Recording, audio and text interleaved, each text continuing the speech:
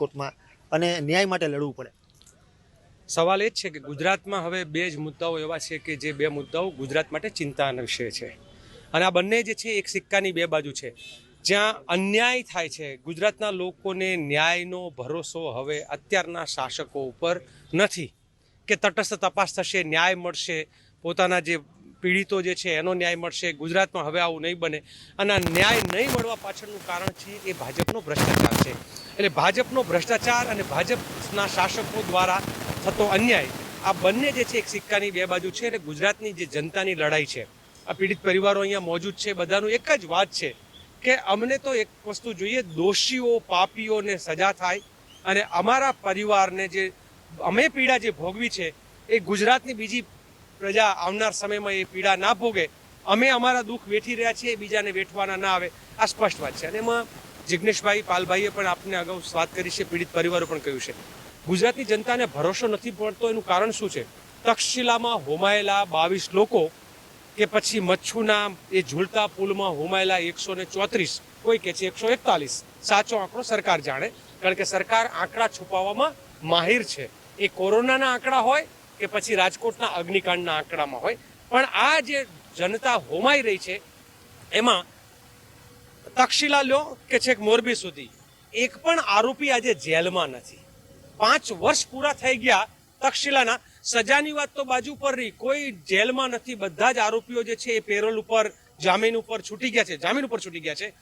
અહીંયા મોરબીમાં પણ એવું બન્યું છે. એટલે રાજકોટમાં આ બનવાની શક્યતાઓ ખૂબ મોટી છે. બીજું, નાની નાની માછલીઓને મારી નાખવાથી કશું ન પતે.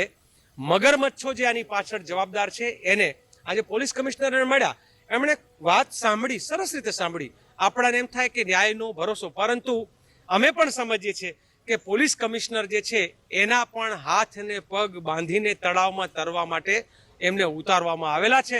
કારણ કે નિર્ણય તો બધો એ ભાજપના શાસકો ગાંધીનગરમાં બેઠેલા કરે છે.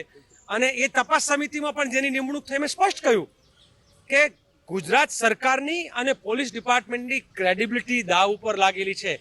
એમની આબરૂ એમની હાઈકોર્ટે પણ કહ્યું છે હવે એમની ક્રેડિબિલિટી સાબિત કરવાની છે. ત્યારે વિપક્ષ તરીકે અમે એક સ્પષ્ટ માનીએ છીએ કે જ્યાં અન્યાય છે, જ્યાં અત્યાચાર છે, જ્યાં બલાત્કાર છે, જ્યાં ભ્રષ્ટાચાર છે, ત્યાં અમે વિપક્ષ તરીકે પ્રજાની પડખે ઉભા રહેશું. એના હકની લડાઈ આ લડવા માટે ને લડાઈ ત્યાં સુધી લડશું. જરૂર પડે તો જેમ વચ્ચે 3 દિવસ અમે લોકોએ માત્ર પાણી પીને ઉપવાસ કર્યા, એનાથી પણ વધારે લાંબા દિવસ અમે સરકારની સામે, શાસકોની સામે, ને જરૂર પડે તો મુખ્યમંત્રીઓ ગાંધીનગરમાં બેઠેલા કરે છે. અને એ તપાસ સમિતિમાં પણ જેની નિમણૂક થઈ, મેં સ્પષ્ટ કહ્યું કે ગુજરાત સરકારની અને પોલીસ ડિપાર્ટમેન્ટની ક્રેડિબિલિટી દાવ ઉપર લાગેલી છે. એમની આબરૂ એમની હાઈકોર્ટે પણ કહ્યું છે હવે એમની ક્રેડિબિલિટી સાબિત કરવાની છે. ત્યારે વિપક્ષ તરીકે અમે એક સ્પષ્ટ માનીએ છીએ કે જ્યાં અન્યાય છે, જ્યાં અત્યાચાર છે, જ્યાં બલાત્કાર છે, જ્યાં ભ્રષ્ટાચાર છે, ત્યાં અમે વિપક્ષ તરીકે પ્રજાની પડખે ઉભા રહેશું. એના હકની લડાઈ આ લડવા માટે ને લડાઈ ત્યાં સુધી લડશું. જરૂર પડે તો જેમ વચ્ચે 3 દિવસ અમે લોકોએ માત્ર પાણી પીને ઉપવાસ કર્યા, એનાથી પણ વધારે લાંબા દિવસ અમે સરકારની સામે, શાસકોની સામે, ને જરૂર પડે તો મુખ્યમંત્રીના ઘરની સામે. મને લાગે છે વાત થઈ જશે કે આ સરકારને ઢાંકણીમાં પાણી લઈને ડૂબી મરવું જોઈએ.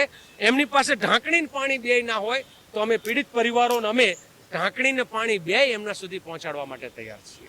શું કહેશો સાહેબ? સાહેબ